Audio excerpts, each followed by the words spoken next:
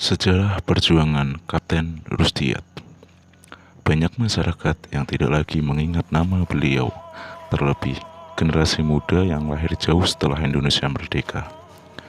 Kapten Rusdiat merupakan salah satu pahlawan yang telah mempersembahkan darahnya untuk menjaga agar bangsa ini tetap tegak berdiri. Beliau gugur sebagai kusuma bangsa pada agresi militer Belanda II pada tahun 1948. Kapten Rusdiat terlahir dari seorang ibu bernama Soekarni dan ayahnya bernama Sumodijoyo. Beliau merupakan putra kedua dari 9 bersaudara. Jabatan ayahnya sebagai kepala desa Katong, Kecamatan Toroh, turut mempengaruhi tumbuh kembangnya pada saat itu. Sebagai putra seorang kepala desa, beliau berkesempatan memperoleh pendidikan yang tentunya tak bisa semua orang bisa dapatkan pada masa itu. Dan kota Surakarta merupakan pilihan beliau untuk menimba ilmu. Aksi perjuangan beliau dimulai ketika adanya agresi militer Belanda pertama pada tahun 1945. Niat Belanda untuk kembali menguasai Indonesia mendapat perlawanan dari rakyat Indonesia.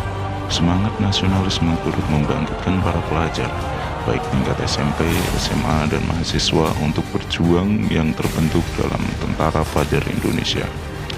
Kesatuan Tentara Pelajar terbagi dalam 3 detasemen dan 1 batalion, yakni Resimen A untuk wilayah Jawa Timur, Resimen B untuk wilayah Jawa Tengah, dan Resimen C untuk wilayah Jawa Barat, serta Batalion Tentara Pelajar.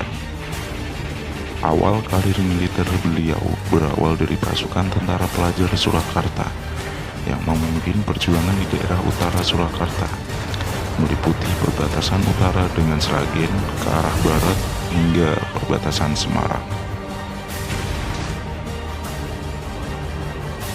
Sampai akhirnya ketika agresi militer Belanda kedua, beliau memimpin perjuangan di sekitar daerah tanah kelahirannya, meliputi wilayah Karanganyar, Bangsri, Geyer, Suru, hingga Desa Dimoro.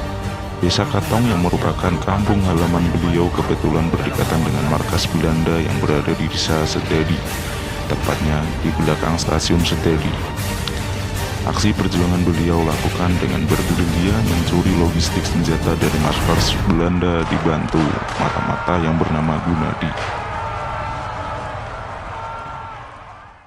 Gunadi merupakan pekerja Belanda yang membantu perjuangan rakyat.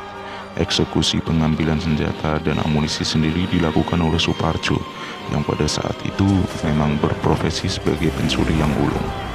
Kemudian senjata-senjata hasil curian tersebut disembunyikan di beberapa tempat, salah satunya di rumah kepala dusun Karangturi, Desa Dimoro.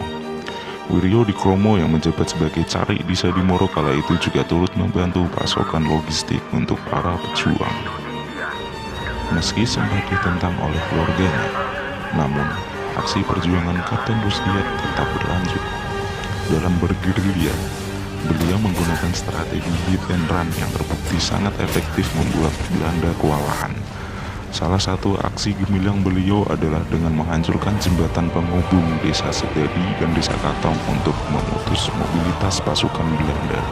Beliau memang terkenal licin, dan juga ada rumor yang mengatakan bahwa beliau memiliki ilmu kebal yang beliau dapat dari Jayeng Katong, hingga Belanda melakukan berbagai cara untuk menangkap beliau hidup atau mati. Salah satunya dengan menekan pihak keluarga agar menyerahkan beliau. Hingga akhirnya perjuangan beliau harus berakhir ketika beliau terkepung dalam pengejaran di Dusun Tuwung, Desa Suru, Kecamatan Geyer, tepatnya pada tanggal 13 Juli 1949. Belanda dengan jumlah pasukan yang cukup besar memberondongkan peluru ke arah beliau hingga mengenai titik kelemahannya. Darah pun mengalir membasahi bumi pertiwi, dan beliau gugur sebagai kusuma bangsa.